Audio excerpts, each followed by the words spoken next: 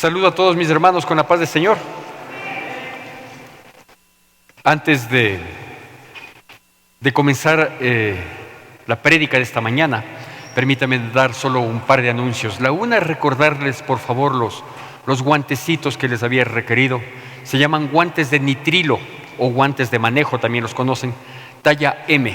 En las farmacias lo pueden adquirir para poder bendecir a esta institución que lo necesita, que lo requiere. Y la segunda cosa que quiero decirles es que ya es tiempo de que vayamos retomando de a poquito, pero retomando un poquito la actividad normal de la iglesia. Con este propósito quiero invitar.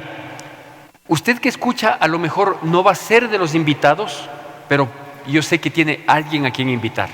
Quiero invitar a todos nuestros jóvenes universitarios y profesionales jóvenes, mientras sean solteros, a una reunión que la vamos a realizar el próximo día sábado. El próximo sábado, que es 4 de septiembre, vamos a tener esta reunión aquí, presencial, ¿sí? Entonces, sabemos que tenemos, gracias a Dios, el espacio suficiente para mantener el distanciamiento que amerita. Sabemos que ellos, por la edad también, muchos de ellos ya estarán vacunados, quizás pendiente una dosis, y queremos queremos venir para organizarnos, ¿sí? Sea que vayamos a tomar nuevamente presencial, o sea que lo hagamos por las distintas plataformas tecnológicas que el día de hoy hay, pero queremos retomar con ellos el trabajo que lo veníamos haciendo. Así que quedan cordialmente invitados todos nuestros jóvenes universitarios y profesionales, jóvenes, ¿sí?, que sean solteros, a las 5 de la tarde el próximo día sábado. Sábado, 5 de la tarde, nuestra reunión con los universitarios y profesionales. Les esperamos, ¿sí? Haga conocer, si usted sabe de algunos de ellos que están en estas condiciones, pues hágales conocer para que asistan y ver cómo nos volvemos a organizar. Amén. Amén. Bueno, allá en 2 de Samuel, capítulo 24, no hace falta que lo vea, ¿sí? Tenga la Biblia en la mano y ya vamos a ir a otra porción. Pero allá en 2 de Samuel, capítulo 24, se relata un suceso bastante sui generis, ¿sí? Es una historia de para entonces ya el famoso rey David, ¿sí? Ya no era el muchachito, ya no era el huido de Saúl, no. Aquí se relata ya del famoso rey David, ¿sí? Que en un momento determinado había llegado a tener ya dominio sobre las 12 tribus. Al principio no fue así, ya había sido coronado por Samuel precisamente, y ya comenzó a ejercer su dominio, comenzó a ejercer su potestad de rey. Un rey que tuvo como característica ser conquistador, ¿sí? Él fue el que tomó verdaderamente la tierra que Dios había determinado para los israelitas, desde Dan hasta Beerseba. Él fue el que lo tomó, ya le digo, fruto de conquistas, fruto de su esfuerzo, de su valentía, ¿sí? Y en un momento determinado, dice allí en el capítulo 24 de 2 de Samuel, que David le llamó al comandante general de su ejército, su gran amigo Joab. Le dice: Joab, yo necesito que tú hagas un censo, ¿sí? Que vayas por las distintas tribus y que cuentes a las personas, entre otras cosas, ¿no? O sea, te des cuenta cómo está, si la gente está sentada, si está junto a lugares que les pueden proveer alimento, etcétera, etcétera. Un sinnúmero de situaciones que había que observar, tomar apunte de ellas. Dice: pero quiero que me des viendo con cuántas personas cuento yo para que salgan a la guerra, ¿sí? Es decir, quiero verificar, confirmar, saber cuál es el poderío bélico con el que el día de hoy contamos. Joab, un poquito más sensato, le dice: ¿pero para qué? ¿Para qué quieres tú saber con cuántos cuenta? Dice: mi rey, que Dios añada 100 veces el número de personas que hoy tienes, cualquiera sea el número de personas que tengas, que Dios te añada 100 veces. Y ahí, conversando con Joab, prevaleció la disposición del rey David. En 2 de Samuel 24 se obtuvo un resultado. Dice que se supo que de Israel habían 800,000 hombres que sacaban espada. Y de Judá, 500,000 hombres, es decir, gente preparada para la guerra. En total, 1,300,000 hombres. Ese es el dato que nos da en 2 de Samuel. Usted sabe que tanto estos eventos del rey David, considerados en 2 de Samuel, como todos los reyes subsiguientes, ¿sí?, que se considera en 1 y 2 de Reyes, se corrobora esas historias y se complementa a su vez en los libros de Crónicas. En 1 y 2 de Crónicas, nosotros es por eso que encontramos, ¿no?, en la Biblia, dice el rey fulano de tal, ¿sí? Y antes de hablar del rey fulano de tal, hay una referencia ahí, por ejemplo, en 1 de Reyes, que dice 1 de Crónicas, es decir, del mismo rey y del mismo evento que se habla en Reyes, se lo habla en Crónicas. Yo no conocía, ¿sí?, por qué hay esta duplicidad de información hasta cierto punto. Pero entendí, por los estudios, por los devocionales, por lo que leo la Biblia y otros libros que corroboran y me dan un mayor conocimiento, yo no había entendido algo que es muy real, ¿sí? Y que tanto Samuel como Reyes, 1 y 2 de Reyes, nos dan una información desde la perspectiva humana. Pero Crónicas nos da la misma información, a veces complementada, pero nos da desde la perspectiva divina, desde la perspectiva de Dios. Es decir, una es la información que tienen los hombres y otra es la información o la perspectiva que tiene Dios. Y Crónicas hace exactamente eso. Por eso me permito contarle yo y darle la información de 2 de Samuel, que es la información humana, que me la he permitido resumir de esa manera, y ahora vamos a ver cuál es la perspectiva de Dios del mismo acontecimiento, pero desde la perspectiva divina. Y allí en 1 de Crónicas, ahora sí vamos por favor a la palabra de Dios, en 1 de Crónicas, capítulo 21, del versículo 1 al versículo 7, vamos a hacer la lectura de la palabra, por lo tanto le pido que siga con la debida atención y con la reverencia que merita la palabra de Dios.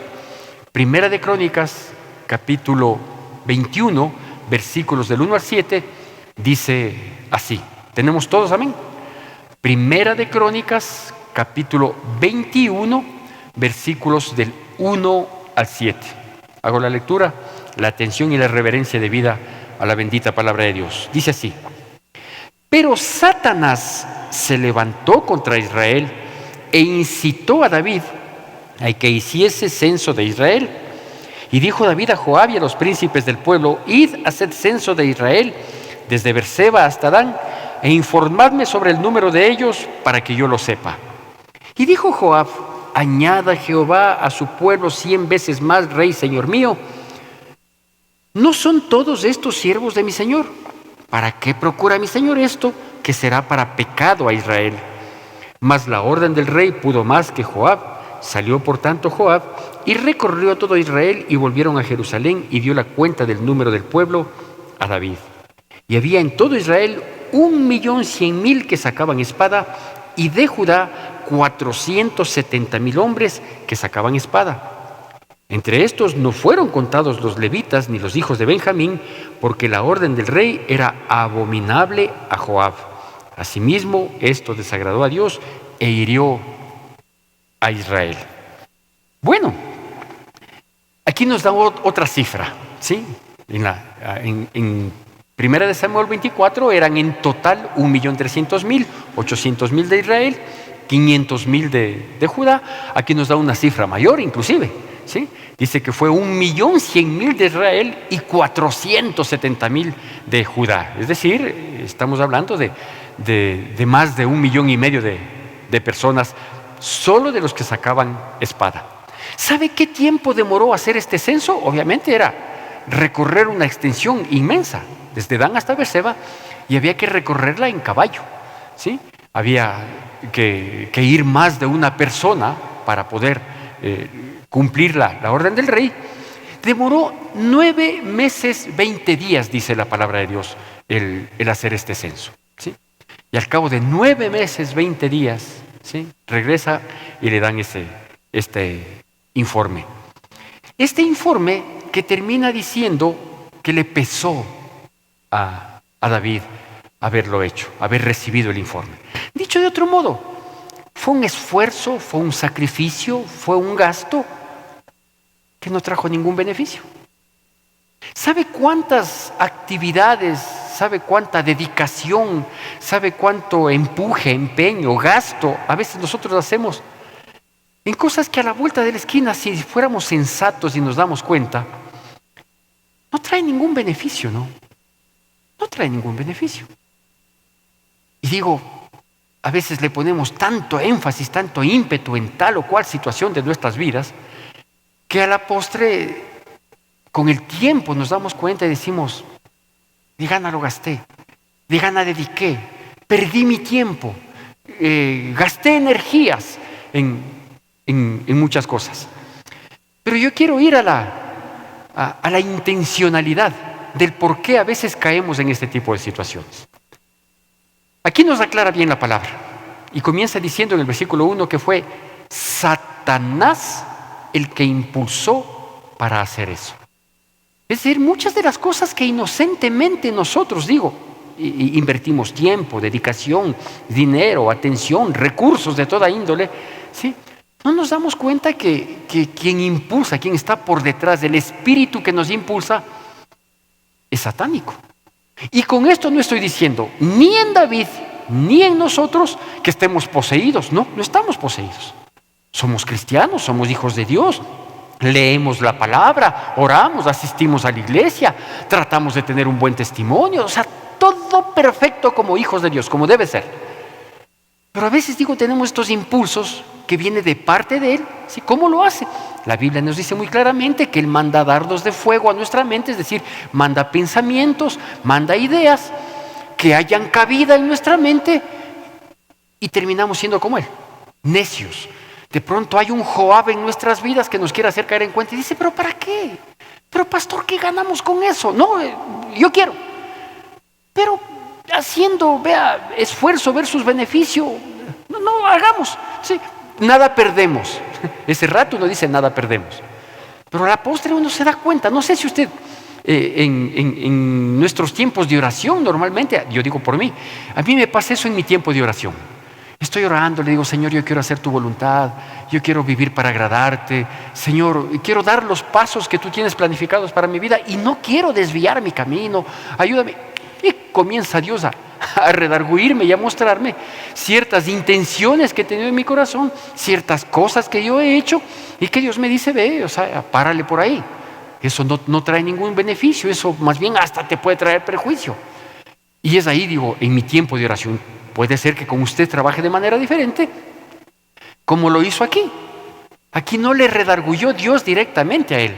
Aquí fue un amigo cercano, que va a Joab, le dice, Señor, todo Israel te pertenece, todo Israel, hasta la gente, porque la gente te ama, por todo lo que has logrado. ¿Sí? ¿Para qué hacer eso? Yo pensaba, ahora que ya estoy viejo, no parezco, pero la cédula me dice lo contrario.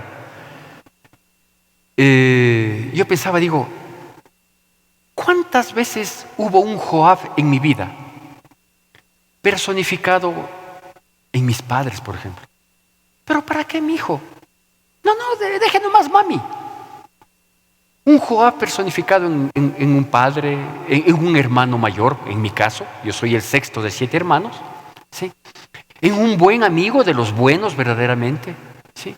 A veces en una gente que uno termina diciendo estos metidos, pero que son gente con sensatez, que nos redarguye, que nos hace notar. Sin embargo, somos necios por naturaleza, ¿sí? Es decir, somos cristianos, lindos, preciosos, obedientes, esforzados, valientes, procuramos la paz, pero necios.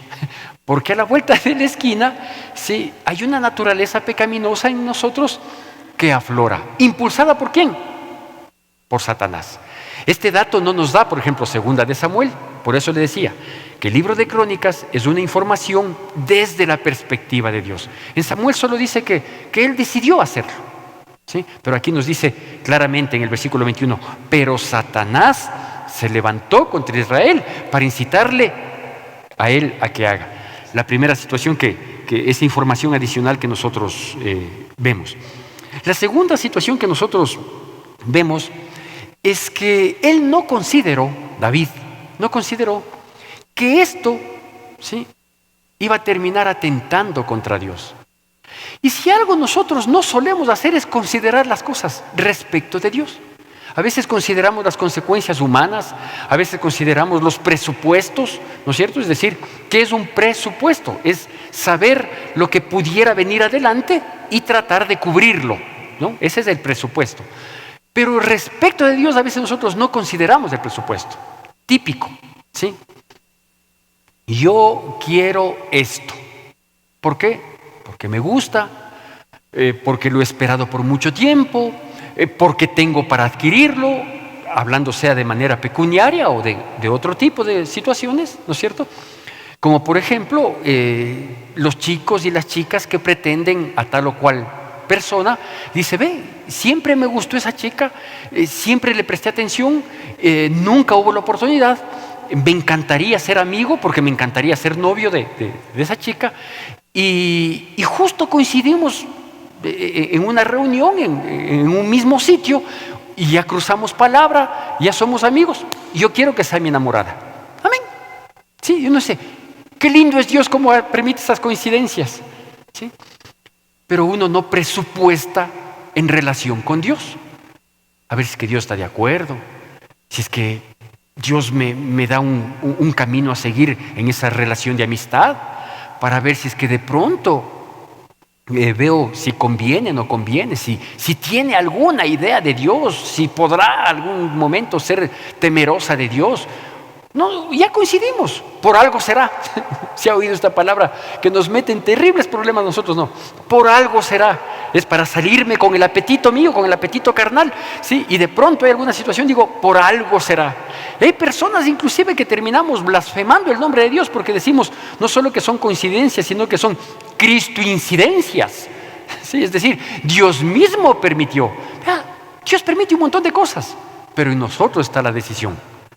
Y nuestras decisiones no pueden ser tan ligeras y precipitadas, ¿sí? Ahora, de lo que yo veo, David cometió 3 pecados, ¿sí? Que no los consideró. Joab tampoco le dijo, ve, vas a cometer este. No, solo le dijo, ¿para qué? ¿Para qué? ¿Sí? ¿Para qué quieres los ahorritos invertir en esto? Si así estamos bien, estamos tranquilos, no estamos en época ni en edad de aventurarnos. ¿Para qué? Ay, déjame. Vaya, ya. Pero presupueste la situación. Normalmente no lo presupuestamos. No le vamos a juzgar a David porque cualquier parecido es pura coincidencia.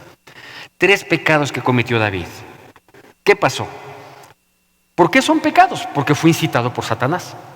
Y Satanás no nos lleva a la bendición. Satanás nos lleva al pecado, a la separación de Dios, a la desobediencia. A eso nos lleva Satanás, ¿sí? Lo primero que nosotros podemos mirar aquí es que David quería dar un gustito a su orgullo. ¿Para qué servía saber cuántos israelitas había y cuántos de ellos eran guerreros y cuánto esto y cuánto esto otro? Es un bañito de orgullo que uno se da, ¿no? ¿Cómo le llamé a este punto? A este le llamé dar gusto a su orgullo. ¿De qué sirve, mi señor? Le dice Joab. ¿De qué sirve que tú sepas numéricamente, estadísticamente lo que tienes? Es un bañito de orgullo. Ya, yo quiero saber. Si por ahí algún rato se ofrece una conversación, es decir, vienen los sirios, o vienen los amonitas, o me visitan los filisteos, ¿sí? Que ninguno de ellos visitaba en son de paz, yo solo hacerles saber, ¿no? Sí, ve, yo tengo un ejército de más o menos un poco más de 1,5 millones de personas. Todos sacan espadas, son hombres valientes. Ah, qué chévere, David, qué lindo, ¿no? Y él, esponjado. La vanidad, que es la que le motivó a Satanás, es exactamente la misma estrategia de Satanás hoy en día. La vanidad. La vanidad exactamente es lo que hoy en día Satanás está teniendo mucho resultado con eso, impulsando, ¿no es cierto? A lo mejor no a que digamos, quiero saber cuánto hay en mis cuentas. Yo ayer quise saber cuánto tenía en mi cuenta, porque necesitaba dinero. Fui a ver a mi papi y dije, no voy a llegar con las manos vacías, o sea, voy a llevar pancito. Pero no fue Satanás el que me incitó, sino ver si es que mismo, para no quedar mal en el cajero. Y fui y he tenido $7. Entonces yo, como soy pilas en el manejo de las finanzas, pedí prestado 5 con un billete nuevo. Fui, deposité los 5, ya tuve 12, saqué 10.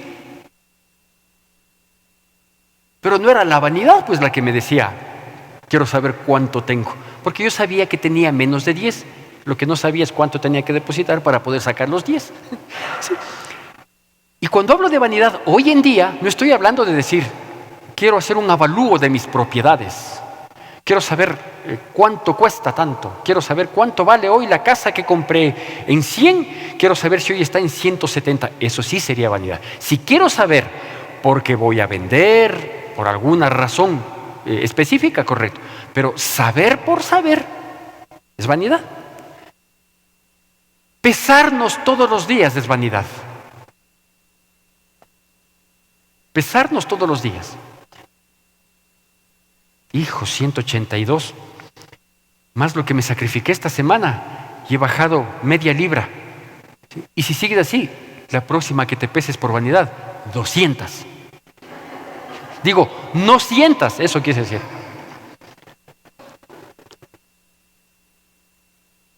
Madrugar al gimnasio y mirarme en el espejo.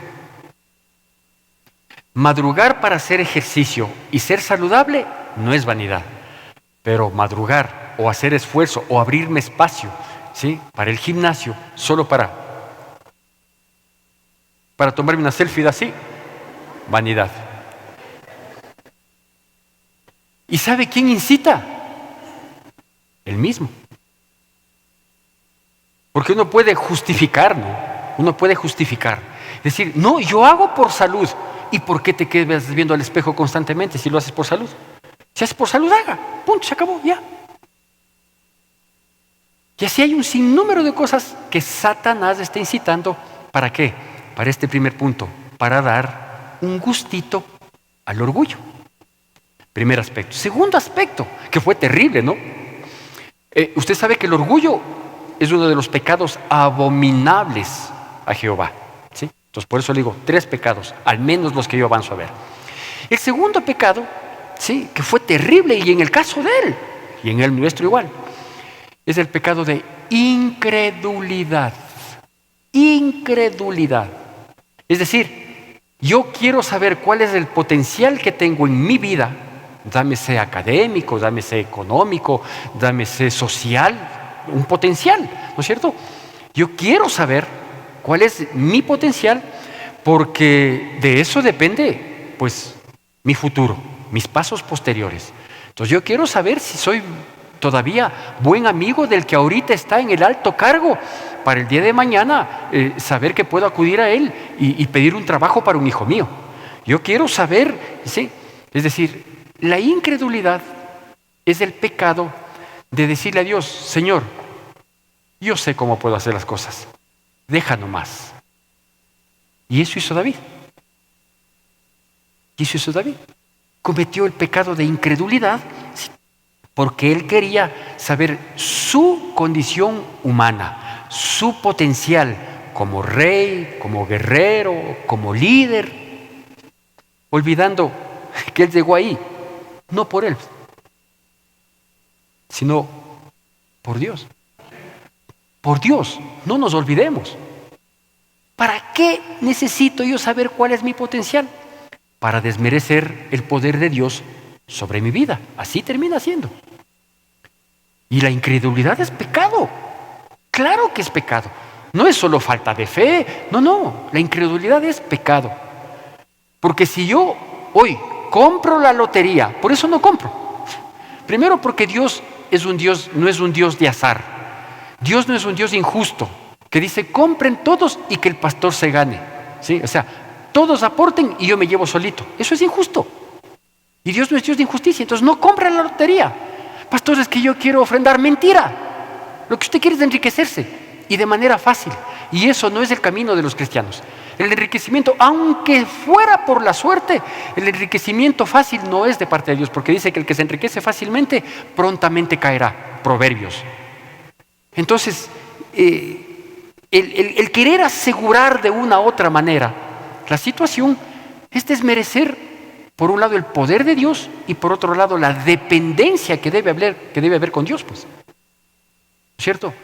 Porque si yo sé que los años posteriores se vuelven difíciles, lo que tengo que hacer es vivir más de rodillas delante de Dios nada más. Si David consideraba, que no consideró, sí, que al estar asentado en la tierra que Dios le había dado, al ser un rey y tener mucha gente bajo su dependencia, que era todo Israel, ¿no es cierto? Lo que él tenía que hacer era buscar más de Dios nada más, es todo lo que tenía que hacer. No, pastor, lo que pasa es que lo que yo quiero es, entiéndame, pastor, yo tengo ya hijos que ya van a la universidad, eso es un gasto mayor, y tengo estos gastos que van a venir por delante, por lo tanto Dios sabe lo que viene por delante, más que usted y que yo. Dios sabe lo que viene por delante. Yo le pido a Dios, digo, Señor, no permitas que la pandemia recrudezca o que aparezca otra peste enviada por ti ante el pecado de la humanidad. Yo claro que le pido que no haya, pero no con eso estoy diciendo, Señor, dame tal cosa para que si es que viniera la peste, yo estar tranquilo. ¿Quién dice que voy a estar tranquilo? ¿Quién me garantiza la tranquilidad? Nadie. Ya va a ver cómo se llama esta prédica, ¿sí? Y el tercer pecado que cometió, y que es pecado, ¿sí?, es la ingratitud, ¿sí? Él fue ingrato con Dios. Fue ingrato con Dios. ¿Por qué? Porque Él manda hacer este censo sin ninguna razón, solo para alimentar su ego. Pero se olvidó de un montón de cosas, ¿no? Hoy ya sabía David, él ya sabía, tengo más de 1,5 millones de soldados, guerreros, valientes, fuertes, ¿sí? Hay alguien de los países vecinos, los amonitas, los sirios, los filisteos quieren atentar contra mí, pues que vayan sabiendo que yo tengo más de 1,5 millones de soldados, bien capacitados, bien dispuestos. Oye, David, pero tú no necesitaste 1,5 millones para vencerle a Goliat. Fuiste solito, con una piedra, y Dios te respaldó. ¿O le venciste tú, David? Y si es que David hubiera dicho, claro que yo le vencí. Mentira, no le venciste tú, le venció Dios por 2 razones. Primero, porque cuando tú te fuiste a enfrentar, en esa época que eras humilde, sencillo, dependiente de Dios, le dijiste, yo vengo, tú vienes contra mí con espada y jabalina, pero yo vengo en el nombre de Jehová de los ejércitos, Dios de Israel. ¿Ya viste? No fuiste por ti mismo, fuiste en nombre de Él, primera cosa. Y la segunda, tú le lanzaste una piedra. Cierto es que tú fuiste el que lanzaste la piedra, pero el gigante cayó para adelante. Así que el que le venció fue Dios que estaba atrás empujándole. Sí, y fuiste tú solito, ¿ya viste? No necesitaste saber cuántas piedras tengo.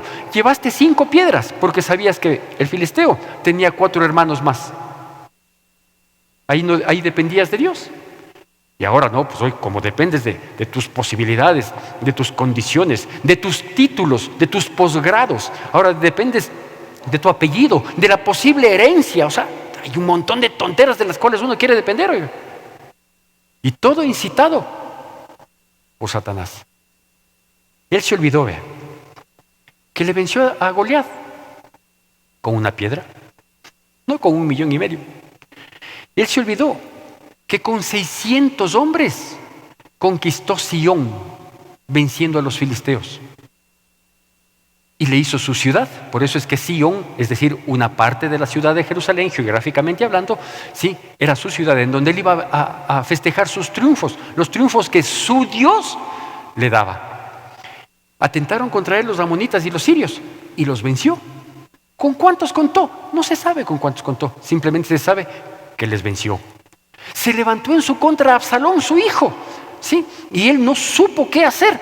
Dios le dio la estrategia, Dios permitió, ¿sí? No hizo falta matarle a su hijo terminó, por decirlo de algún modo, suicidándose y Dios estableció el reino. Los primeros 7 años él fue rey solo sobre Judá, ¿sí? Y luego de eso fue coronado como rey sobre las 12 tribus de Judá. Y no necesitó censo. En esa época él no necesitó censo porque él no era menso. Pero ahora vea, el orgullito no, el orgullito. ¿Por qué? ¿Para qué quieres hacer lo que quieres hacer? ¿Por qué quieres hacer esto? ¿Has pensado, has presupuestado? ¿Le has consultado a Dios? ¿Qué gano con esto? ¿Qué pierdo con esto? Claro, mi humanidad me dice, a lo mejor no gano, pero tampoco pierdo. Mire lo que dice el versículo 12 del capítulo 21 de nuestra porción de Primera de Crónicas. En el versículo 12 del mismo capítulo 21 de Crónicas, que fue nuestra porción oficial, dice así: escoge para ti, le está diciendo Dios a través del profeta a David por su precipitación, escoge para ti o 3 años de hambre o por 3 meses ser derrotado delante de tus enemigos con la espada de tus adversarios, o por 3 días la espada de Jehová, esto es, la peste en la tierra, y que el ángel de Jehová haga destrucción en todos los términos de Israel. Mira pues, ¿qué responderé al que me ha enviado? ¿Cuál fue la consecuencia de su gustito? Pero no hagas, yo quiero. De su envanecimiento, yo soy, yo logro, yo pepa, yo chévere, yo pilas, yo inteligente, yo rico, yo recomendable. Esa fue la consecuencia. Le dijo, porque hiciste mal, vas a afrontar una consecuencia, porque las consecuencias son inevitables en la vida, ¿no? Uno se cree vivísimo, yo me creía vivísimo, y creía que yo podía hacer tal cosa y salirme con la mía, y que todo quede ahí. David ya lo intentó, ¿no? Antes. David ya intentó salirse con la suya. Acuérdese del romance con Betsabé. Hizo desatinado y quiso salirse con la suya. Quiso endosarle el embarazo al esposo legítimo de Betsabé, a Urías. No lo logró, pues le hizo chumar. Tampoco lo logró chumadito, pues le mandó a matar. Ya. Tan. Ya ves que no pasa nada. No, sí pasa. Los jovencitos tienen que quitarse este criterio, este pensamiento torpe que es motivado por Satanás, de querer hacer muchas cosas y no pasa nada. Sí pasa, porque todas nuestras acciones tienen consecuencias. Hay una causa-efecto, hay una siembra-cosecha. O sea, no es que no pasa nada. Si no pasara nada, entonces ¿para qué hacemos el bien si no pasa nada? Siempre pasa, para bien o para mal, siempre pasa. Ahí están las consecuencias. ¿Qué quieres? 3 años para que tus adversarios prevalezcan contra ti con tu ejército de 1.600.000. Eso le estaba diciendo prácticamente, ¿no? 3 años que prevalezcan tus enemigos, tus adversarios, ¿sí? Con todo tu ejército, yo puedo hacer que venga un adversario de 500 personas y prevalezcan por 3 años contra ti. Escoge. ¿No escoges eso? No. Bueno, entonces te voy a dar otras opciones. Y si usted se fija en las 3 opciones que Dios le da a través del profeta, ¿sí? Las 3 podían acabar con su censo. Porque donde prevalecen los adversarios, su pueblo iba a ser disminuido. Su ejército iba a ser disminuido notablemente. Es decir, todo en lo que uno se apoya iba a terminar destruido. Por eso le llamé a esta prédica tu apoyo. ¿Ayuda o estorbo? Pregunto, ¿no? Tu apoyo. ¿Ayuda o estorbo? En lo que nosotros garantizamos. No, yo en mi jubilación, perfecto. Esa jubilación que está bien, hay que procurarla, hay que aportar con todo lo que hablan del seguro social, pero hay que estar ahí. Porque algún rato nos ponemos viejos, porque algún rato vamos a perder las puertas abiertas, ¿no es cierto? Es decir, con el tiempo y las aguas, uno tiene que avisorar a futuro, por supuesto, y tiene que hacer su parte. Pero siempre dentro de los parámetros de Dios y no dejar que el enemigo nos incite a, ¿no es cierto? Entonces, yo en mi jubilación cojo, eso sí, es totalmente para mí, diezmarás.